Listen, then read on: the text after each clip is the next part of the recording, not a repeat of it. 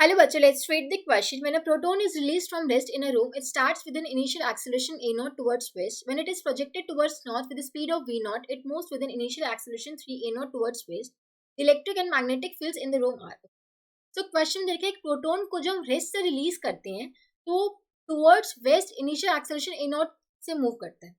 मान लो एक रूम में आपके पास इलेक्ट्रिक फील्ड भी है एंड मैग्नेटिक फील्ड भी है.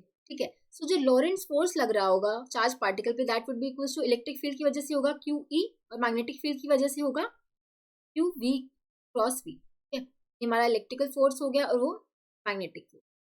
ठीक है. अब देखो रेस्ट से रिलीज किया है तब हमारी जो इनिशियल वेलोसिटी हो जाएगी वो जीरो है. तो हम बोल सकते हैं मैग्नेटिक फील्ड की वजह से फोर्स होगा वो तो जीरो हो जाएगा, यानी कि जो सिर्फ फोर्स लग रहा होगा इलेक्ट्रिक फील्ड की वजह से लग रहा होगा. और क्वेश्चन में दे रखे हैं कि जो पार्टिकल है जब रेस्ट से रिलीज कर रहे हैं वो किस तरफ मूव कर रहा है, टुवर्ड्स वेस्ट. उसका जो एक्सेलरेशन है वो टुवर्ड्स वेस्ट है. ठीक है. ये हो जाएगा m इंटू में a would be equals to q into मी, यानी कि जो इलेक्ट्रिक फील्ड की डायरेक्शन होगी वो टुवर्ड्स एक्सेलरेशन की डायरेक्शन में ही होगा. ठीक है. अब एक्सेलरेशन टुवर्ड्स वेस्ट है, हम बोल सकते हैं इलेक्ट्रिक फील्ड भी हमारी टुवर्ड्स वेस्ट होगी तभी वो वेस्ट डायरेक्शन में एक्सेलरेट हो रहा है. यहाँ से इसका मैग्नीट्यूड लिखे, a की वैल्यू कितनी हुई है a नॉट q e. और प्रोटोन है, प्रोटोन पे चार्ज होगा e के इक्वल, तो इलेक्ट्रिक फील्ड आ जाएगा M A naught divide by E. और टुवर्ड्स वेस्ट इसकी डायरेक्शन होगी बिकॉज ये एक्सेलरेशन जो हो रहा है इसका टुवर्ड्स वेस्ट हो रहा है. अब देखो आगे क्वेश्चन में देखा जब इसको हम टुवर्ड्स नॉर्थ प्रोजेक्ट कर रहे हैं, टुवर्ड्स नॉर्थ जब इसको हम प्रोजेक्ट कर रहे हैं अभी भी जिसका एक्सेलरेशन है वो टुवर्ड्स वेस्ट है. यहाँ पे इसका एक्सेलरेशन है टुवर्ड्स वेस्ट, यानी कि इसमें जो नेट फोर्स लग रहा है वो टुवर्ड्स वेस्ट लग रहा है. ठीक है. अब इलेक्ट्रिक फील्ड की वजह से तो टुवर्ड्स वेस्ट ही लग रहा है बिकॉज इलेक्ट्रिक फील्ड हमारी टुवर्ड्स वेस्ट है, और मैग्नेटिक फील्ड की वजह से भी टुवर्ड्स वेस्ट लग रहा है. अब देखो यहाँ पे मैग्नेटिक फील्ड की डायरेक्शन कैसे निकालेंगे, हमें पता है मैग्नेटिक फील्ड की वजह से जो फोर्स लग रहा होगा वो लग रहा होगा क्यू वी क्रॉस पी. ठीक है. अब देखो ये कौन सी डायरेक्शन में लग रहा है, टुवर्ड्स वेस्ट, यानी कि हम बोल सकते हैं माइनस आई कैप लिख सकते हैं. ठीक है. अगर कोऑर्डिनेट सिस्टम देखिए पॉजिटिव एक्स एक्सिस होगी, पॉजिटिव वाई एक्सिस. ठीक है.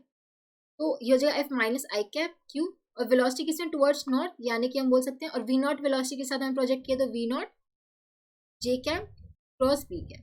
ठीक है. अब देखो हमें पता है माइनस आई कैप कब आता है, जे क्रॉस माइनस के कैप करोगे तो आपको माइनस आई कैप मिलेगा, यानी कि जो मैग्नेटिक फील्ड होनी चाहिए वो टुवर्ड्स किस डायरेक्शन में होनी चाहिए, माइनस के कैप डायरेक्शन में होनी चाहिए. माइनस के कैप डायरेक्शन आ रहा है यानी कि इनटू द पेपर, यानी कि डाउनवर्ड्स आ रहा है. ठीक है. इसकी डायरेक्शन क्या हो जाएगी, डाउनवर्ड्स. अब देखो जो नेट फोर्स हो जाएगा, net force would be equals to electrical force क्या लग रहा होगा ई टाइम्स ई, प्लस में जो मैग्नेटिक फोर्स लग रहा होगा that would be to v naught. ठीक है. वेलोसिटी मैग्नेटिक फील्ड के बीच में एंगल तो 90 डिग्री हो जाएगा. ठीक है. अब देखो नेट फोर्स क्या होगा, m इंटू में एक्सेलरेशन कितना था 3 a naught equals to E E plus में ई वी नॉट. ठीक है. ये आ जाएगा 3 m a naught, capital E की वैल्यू पुट करोगे तो m a naught divide by E, यहाँ से ई से कैंसिल. ठीक है. तो ये आ जाएगा 2 m a naught equals to E v naught B. ठीक है. ये m a नॉट को इधर ली गई, यहाँ से b की वैल्यू आ जाएगी 2 m a naught divide by E. इसकी डायरेक्शन क्या हो जाएगी, डाउनवर्ड्स. जो कि हम देख सकते हैं किसमें गिवन ऑप्शन वन में इलेक्ट्रिक फील्ड देखिए m a not by E west direction में, और magnetic field 2 m a naught divide by E v not down. Yes, option one would be the correct answer. I hope आप सबको समझ आया होगा. Thank you so much.